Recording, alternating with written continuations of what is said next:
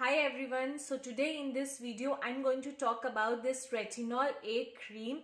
This is basically a retinol which fights with acne marks and wrinkles, minimizes the pore size and brighten your skin. So if you are a beginner and just now you have started using retinol on your skincare, then start with the low percentage, which is 0.025% maximum of retinol.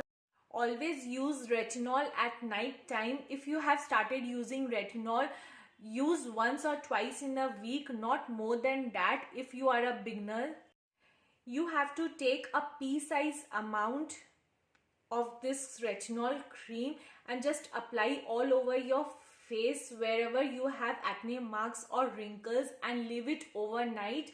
If you have a sensitive skin, then apply a thick moisturizer underneath before applying a retinol cream. After that, in the morning, wash your face with water and apply a sunscreen. Never ever skip your sunscreen to avoid a skin damage. Sunscreen protects your skin from harmful UV rays. Whether you are using retinol or not, always apply a sunscreen. So guys, if you like my video, then please do like, share and subscribe to my channel.